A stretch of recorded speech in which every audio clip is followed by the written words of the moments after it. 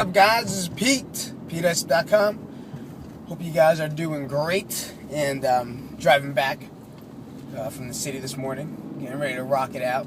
And I'm listening to a little bit of a podcast from Joe Rogan. I know a lot of you guys don't like Joe Rogan, but I used to follow Joe Rogan back when he did stand-up comedy, and I actually used to like him. I liked him as a comic and a speaker, and I like the content that he actually puts out on his podcast.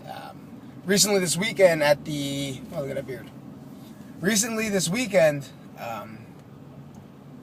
at my seminar / mastermind / FSUing bunch of coaches, my friend Smitty put up this video on Joe Rogan talk about inspiration, and pretty much it talks about haters, and it talks about what is the word haters, and it reflects that haters are, in his definition, haters are unrecognized talent. People that have it but just don't get recognized. So they go out and hate. Instead of hating, they say, be inspired.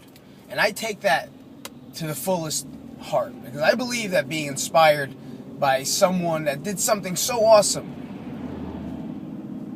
is something that's going to help you become a better person. All right, whenever I see someone open up a new gym, or I see them open up this new venture and they succeed, I don't use that as hate. I don't hate them. All right, I don't ever hate them. I feel great. I feel proud of them. I feel that they're doing great. But now it's my turn to turn up the notch.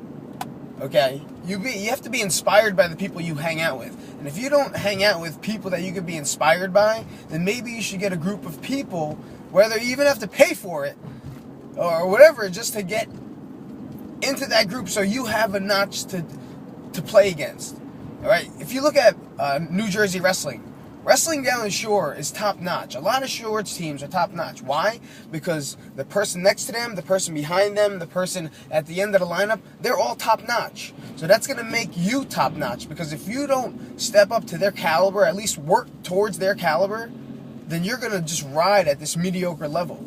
You have to find someone better than you. Someone that's going to be like, hey, you know, you look at them, you're like, I could never be like them. I could never be like them. Those are the people you want to hang out with. Those are the people that I hang out with, that I choose to hang out with. I don't hang out with people that are like lower than me, or people that don't, you know, maybe won't be able to achieve. I don't hang, what do they call them? The bottom feeders?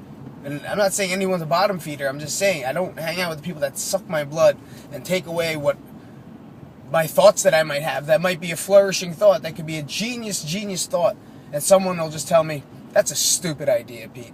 That is really stupid. Unless it's a really stupid idea. Because sometimes I think training monkeys, like at a church, for free is a good idea. But as long as someone, usually Nick tells me that's a stupid idea.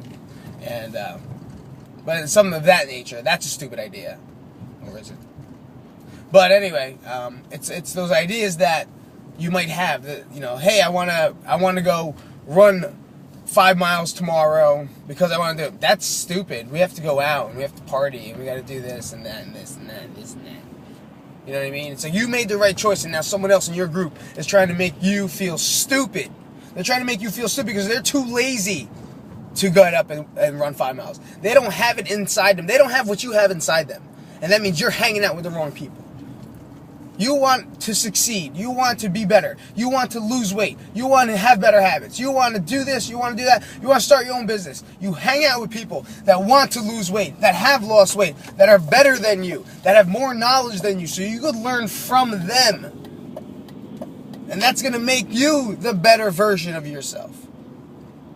I remember when I was a kid, the first time I did it. When I was a kid, I was 14, 13 years old. I just started wrestling. I really didn't understand it. I was having a good time when I was a kid. And then I watched this kid, Glenn. And he was from down the shore, state champ. He was like a legacy New Jersey wrestling back then. Probably still now, actually the name is. And I watched him wrestle, and it was just, he was in high school. And I'm looking up to this high school kid. And it was just something that I saw that I always wanted to be. So what I did was, when he was the top wrestler for the week, I took his picture and I put it in my room. And it's weird because that's what I did. I took multiple pictures of him like a stalker and I pinned them up in my room. But I didn't say I look up to him. I didn't say I look up to him. I made a little article, cut and paste, guys, because there was no computers that that didn't have a black screen with green font. That's all I had back then. So I didn't have a computer. It was called word processing, people. Not fun.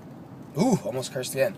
Not Pages. All right, it was called word processing, and I had that. So I had to cut and paste stuff. So I take an X-Acto knife and I cut my picture out, and then I cut his picture out.